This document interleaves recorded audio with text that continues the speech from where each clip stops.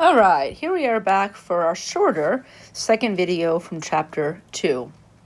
In the first video, we talked about atoms and molecules and chemical bonds and physical solutions. In the second part, we're going to go over a pretty brief structure and function of each of these. This is still considered chemistry because, guess what? Carbs, fat, and protein are made up of chemicals.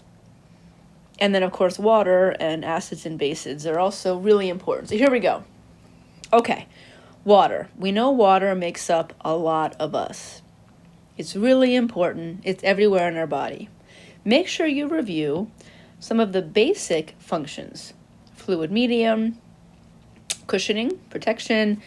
We've already established it's a universal solvent, and that we already established that it can be used pretty easily in chemical reactions because of those weak covalent bonds involving hydrogen called hydrogen bonds.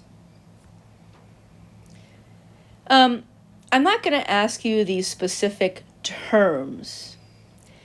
What all these terms, high heat capacity, high heat of vaporization, what they tell us is that water does not change its temperature or state easily. You know this. Think about our bloodstream.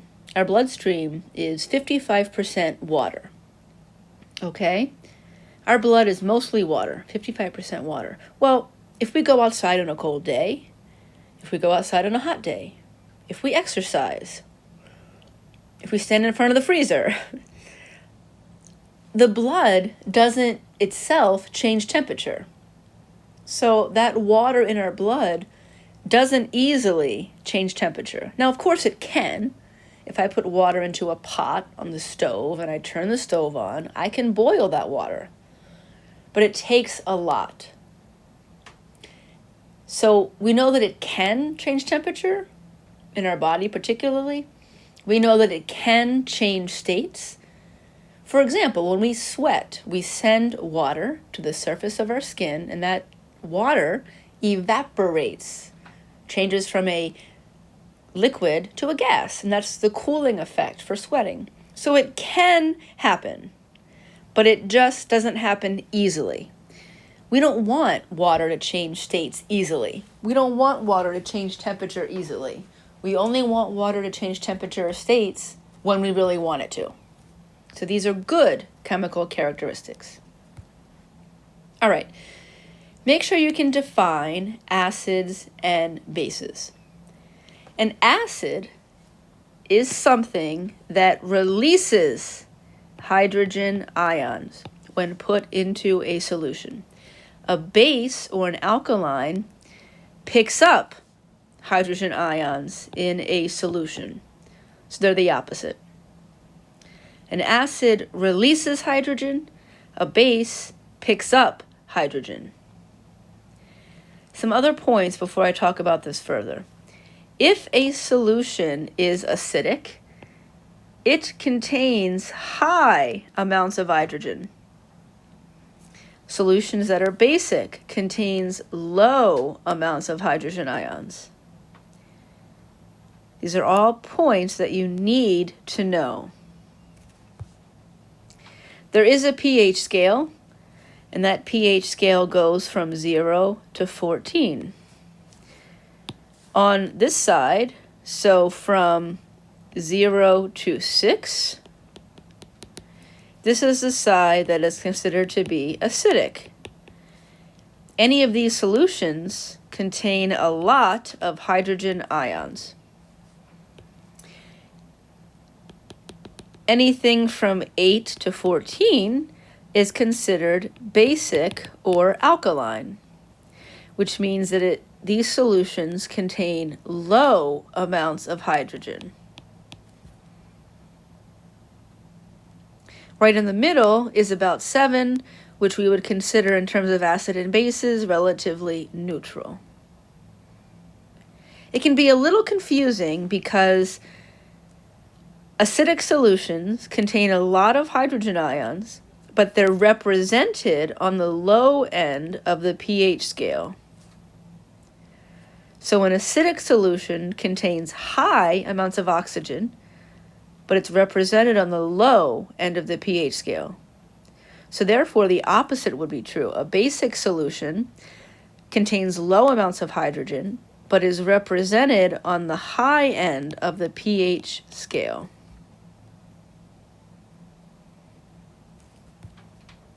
This is really important. Our body works very hard to maintain our normal blood pH.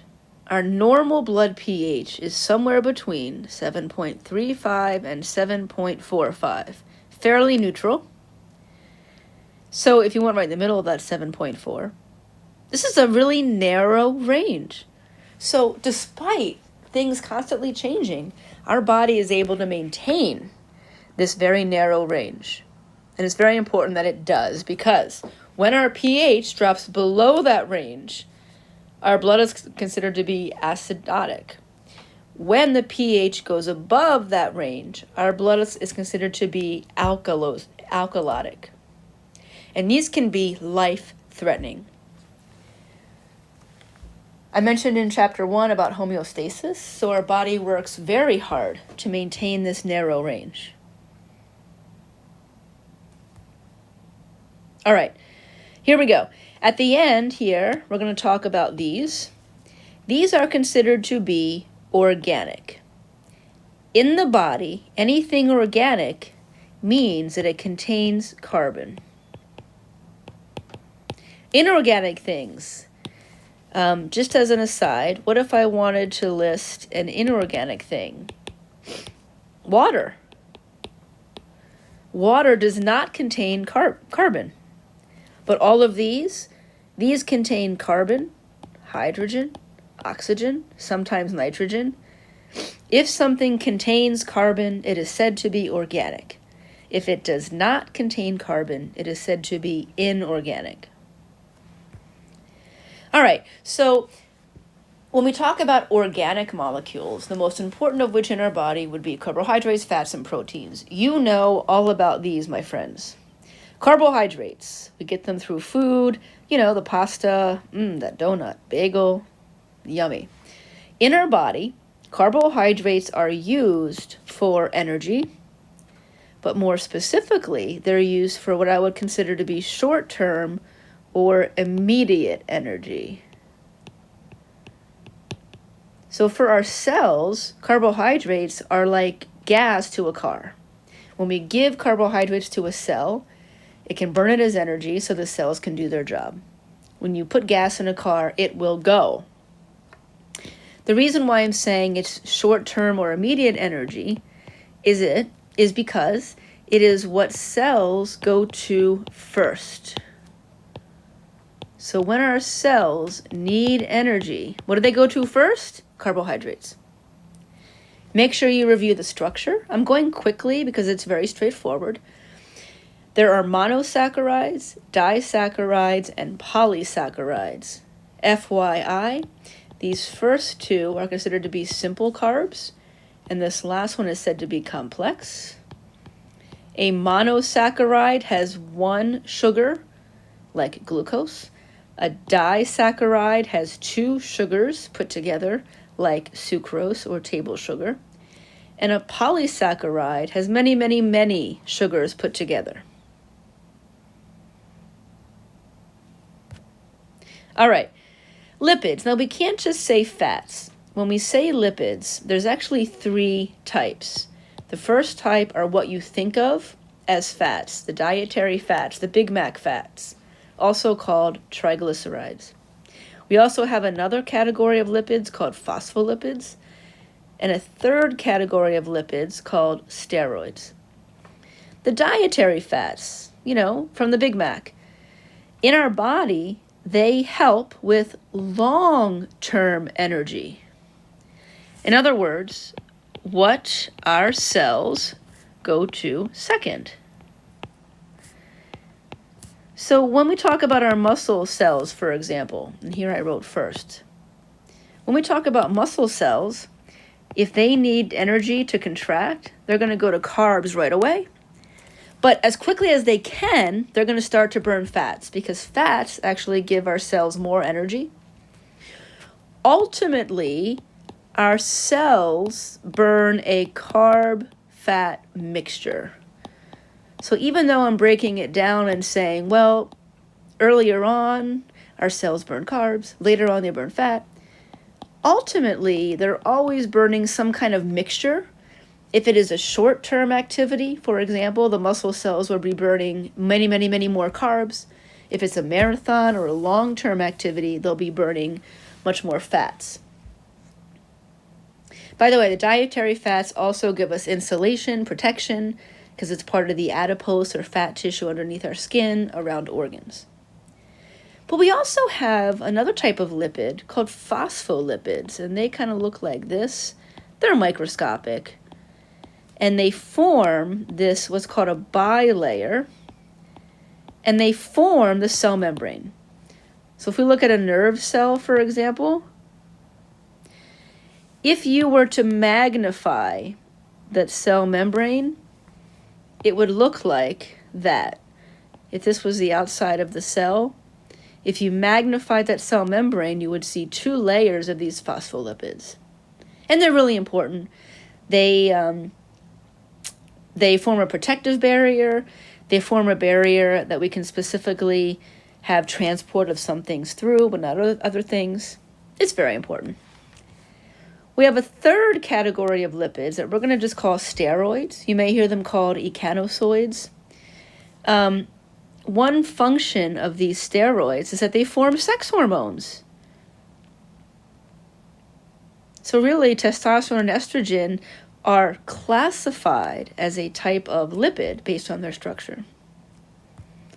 Pretty cool. Okay, protein, moving on. I'm going to give you 3 functions for protein. 1, protein gives us structure. We know about muscles, right? Well, think about it. Also, our skin. Skin is our largest organ, made up of protein. Hair, nails, tendons, ligaments. They're all made up of protein. But a less commonly talked about function is that these proteins help to form chemicals. All the very important chemicals in our body, hormones, neurotransmitters, antibodies, enzymes, almost all these important chemicals are structurally made up of protein. It's really important. And then third, I'm adding one. This is the last source for energy. Our cells are going to primarily burn carbs and fat for energy. Maybe about 10 to 15% of all of our energy comes from protein. So it's a very small amount. So it's there, we can derive a little bit of energy from it, but we'd much rather put protein towards the other functions. In terms of the structure of proteins, every protein is made up of these building blocks called amino acids. There are only 20 total amino acids. Of those 20, about half, depending on what you read, we're going to keep it simple, about half are considered to be non-essential, and about half are considered to be essential. Essential means that our body cannot produce them. Therefore, it is essential to get these through the diet.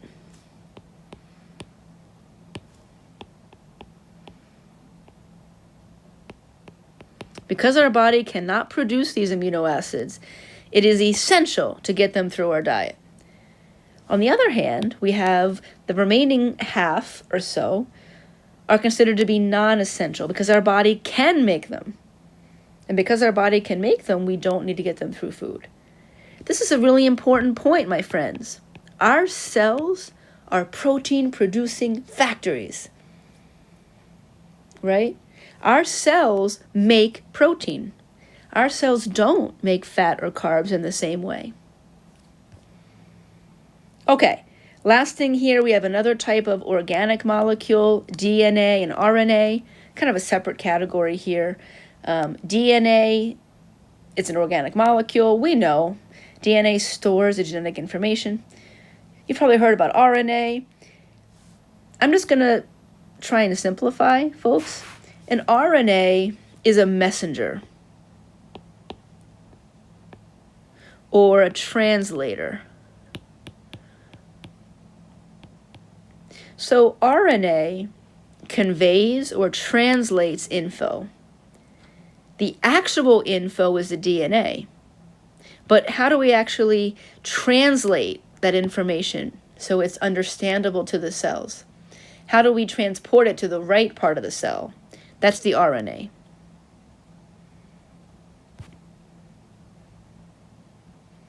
You know, this chapter sometimes is not a favorite of students, and to be honest, chemistry isn't my favorite subject either, but it's also important, okay?